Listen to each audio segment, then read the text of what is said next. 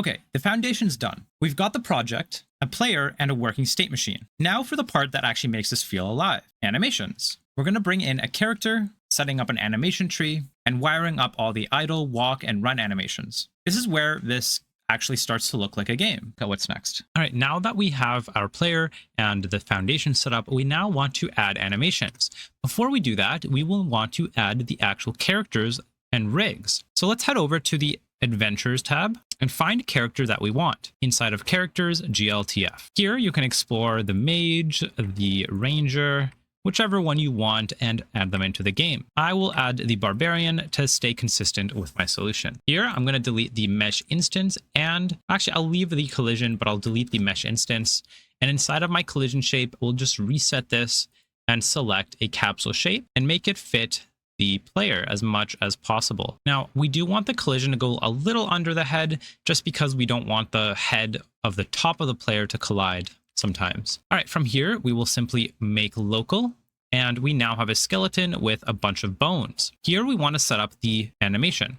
To do that, we will need to go to the animations, GLTF, rig medium, and set these up. Now, to do this, you will not have these movement advanced, or maybe you do if you already downloaded the pack on my website. But if you don't and you want to figure out how to add those, it's super easy. All we need to do is pick one of the GLB files, and in here we will have all these animations, and simply go to Actions, Set Animation Path, and you would save this wherever you want. So here you can see that I have General over here, and if you select current folder, you can do that, and here you'll see it already saved, so I can't save it again.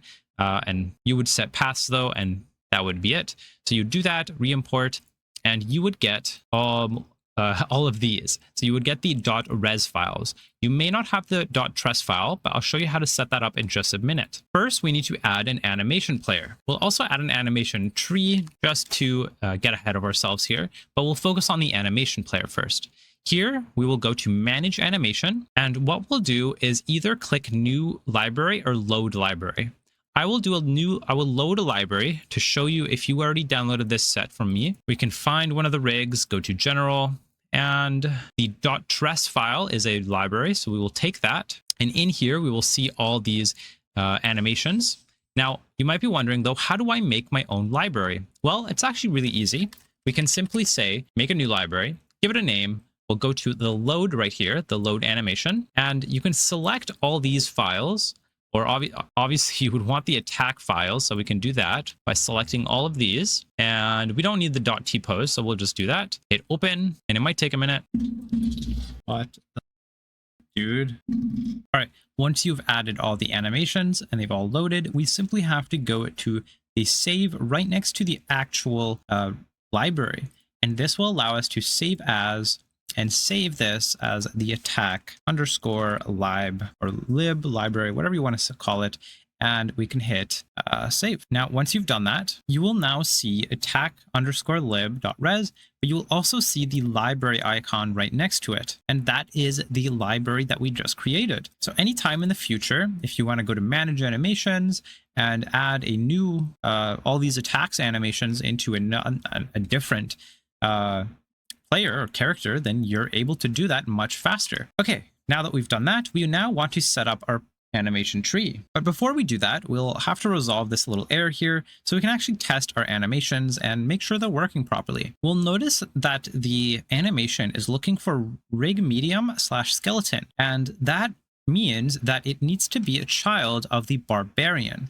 So we actually need to move the animation player into the barbarian. And now if I reselect something, now if it doesn't automatically reconfigure itself and it doesn't automatically work, and you see your player still doing the T-pose, over here in the root node, simply click the loop button here and reset it to the barbarian. And now it should work properly. Now from here, we should actually be able to move this, and it should still be connected to our player. And there we go. We'll now be able to test all of these animations and see that they are connected to our player. And there we go. Now let's head over to our animation tree and see what we want for this. So for the animation tree, we need to use a tree root. For the tree root, we will be using the animation node state machine. We'll assign the animation player, and in here, we'll now right click, we'll add animation just to show you, but the cool part here is that we won't actually be using the animation directly. We'll be using something else. We will be using a blend tree. From here, we'll rename this to idle, and inside of the blend tree, we'll go add an animation, and now we can select the animation we want. But to make this a little easier, we will bring this up a little bit, go back in here and select the idle animation that we want. Going back into the tree, we now want to add several different animations. We will add idle, walk, run, dodge, and then we'll do jump start, jump loop, and land. So I'm going to go ahead and do that and speed things up a little bit. And once you've added all the nodes, we do need to set up the walk and run. And I mistakenly forgotten to add that library from the movement basics. So let's go ahead and do that in the manage animations and create a new library called movement. Now I want you to go ahead and give this a try yourself and add all the animations before moving on. All right, once we've done that, I will go ahead and save the library here as movement underscore lib and hit OK.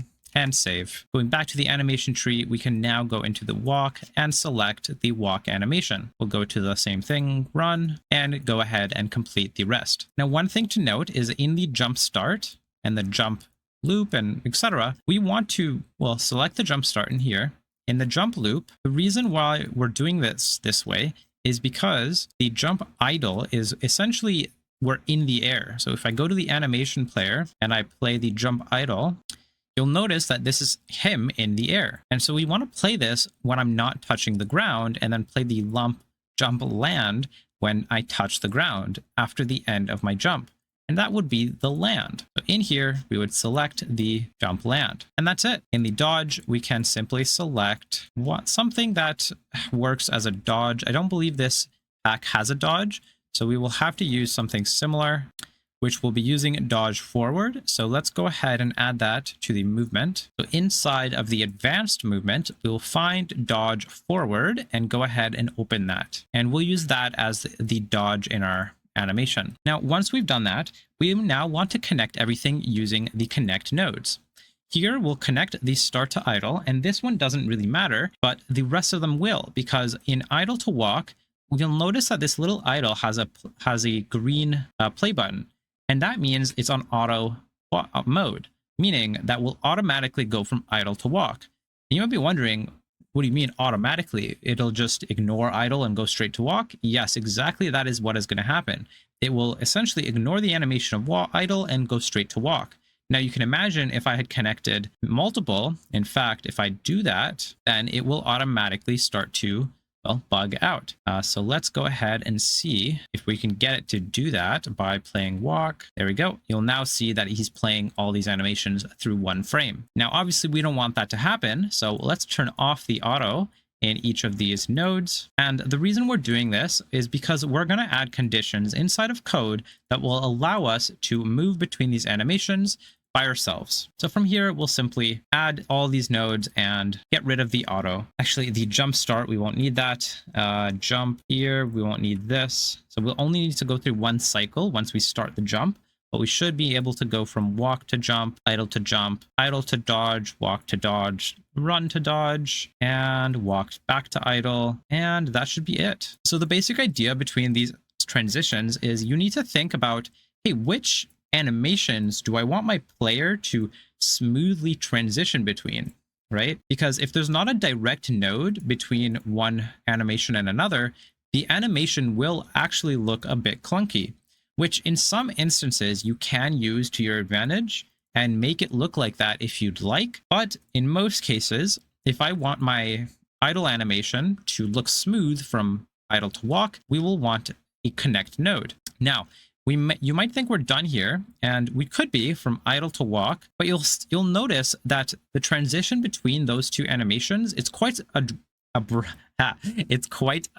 meaning it transitions very quickly. Now, the reason that is because one thing that's worth noting is that 0.2 second crossfade that we set on every transition, it seems tiny, but it's a really big difference between a character that snaps stiffly between poses and one that feels like smooth and weighty. Souls-likes live or die on that weight. So don't skip the fade time. That small number is doing actually quite a bit. You will especially notice this once we get to the attacks and attack transitions. You'll see that if we don't add a transition like this, it's very snappy and doesn't look good at all. The xfade time is 0. So if we use this and put 0.2 instead, you'll notice that the transition is actually smooth. And now the annoying part, we will need to do this for every single node that we just added. So go ahead and do that. Now, there are some animations that we don't want to be super smooth. So in this case, from jump loop to land, I'll have this at 0.1. Or if you want, you could honestly just remove it completely, but it's totally up to you. Now, 3 more animations we will add before we move on is going to be hit small, hit big, and death. We'll add these just for now, just so we can work on them later, basically. Now, just one more reference to let you guys know. For the hit small, I am using the hit A, and the hit big is going to be the hit B, because to me, the hit A and hit B look slightly smaller. So hit A looks kind of small, while hit B looks a little bigger, meaning the damage we take is a bit bigger. Okay, now this is super exciting. Now from here, we can get coding. We're kind of done with all the slump work, and we can now actually code in some of these states. Before we can completely continue, let's create one more script, the InputController script. We'll work on this a little later in a couple of videos, but just know that this is an input controller that is going to allow us to manage all our inputs at some point. Let's just create it so we have it for reference.